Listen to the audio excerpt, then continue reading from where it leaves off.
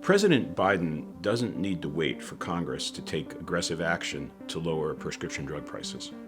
I am a former administrator of the Centers for Medicare and Medicaid Services, and I'm familiar with tools that are available, powers that the administration has right now to reduce drug prices if we truly want to. I'm going to explain 3 concrete ways that the Biden administration can lower drug prices. First, benchmarking U.S. drug prices against prices in other countries.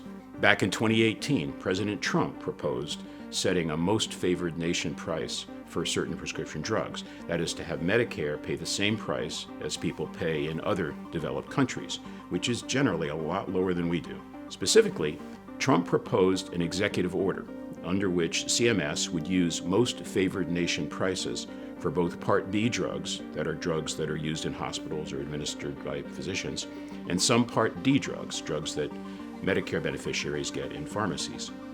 CMS narrowed that to a rule that would have applied initially to 50 Medicare Part B drugs, the ones administered in hospitals and physician offices. But even that narrower change would have saved the health system about $28 billion. Predictably, the pharmaceutical industry strongly opposed that order, and Trump backed down.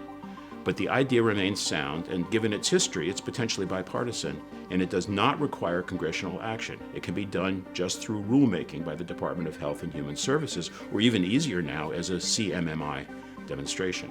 The second idea isn't new at all: ordering the purchase and distribution of some important medications by the federal government.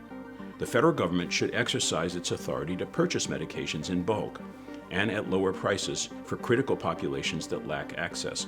This could include naloxone, which you might know by its brand name, Narcan, to address the overdose crisis now killing close to 100,000 Americans a year.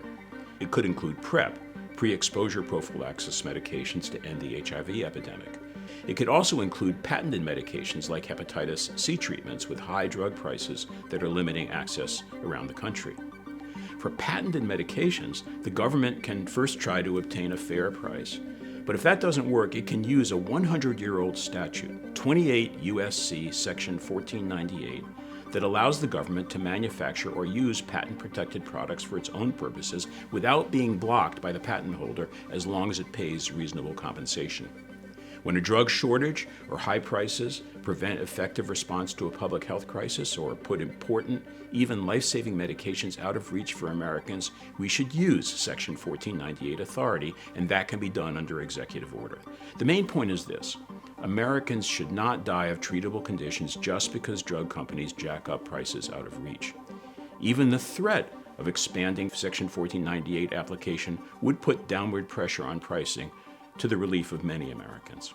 The third idea, importation of generic drugs, relies on the ability of the FDA to recognize a national drug shortage and to permit the importation of a drug from other nations in order to enhance access to care. This would be especially effective when it's applied to common generic drugs, which are easy to manufacture and easy to inspect. When there is insufficient competition related to generic drugs in the U.S., even drugs that have been used for centuries and traditionally priced low, essentially as commodities, can become the subject of price hikes due to pharmaceutical entrepreneurs that find themselves in sole control of the market and try to make out like bandits or restrict supply. The most famous case may be Daraprim, a life-saving treatment for toxoplasmosis, for which the price soared from $13.50 per pill to $750 per pill in 2015 when Turing Pharmaceuticals, under Martin Shkreli, gained control of the drug. Valiant Pharmaceuticals did the same thing for the decades-old cardiovascular drugs Isuprel and Nitropres. The FDA has enforcement discretion when a needed drug is in short supply. It can declare a drug shortage and allow pharmacies and patients to buy that drug from non-U.S. sources. When critical generic drugs see outrageous price increases that de facto put those drugs out of reach or available only with great financial hardship for patients who have no other choice, that, for all intents and purposes, is a drug shortage, and the FDA has every right to declare it to be so. No congressional action is needed, just the appropriate administrative action by the FDA. U.S. prescription drug prices are more than 250% higher than in 32 other countries. Millions of American patients and families, as well as Medicare and Medicaid, carry that burden. Big changes are needed to fix that.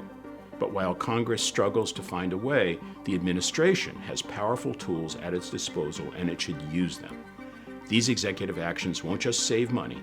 By making it possible for more people to get the treatments they need, they'll save lives.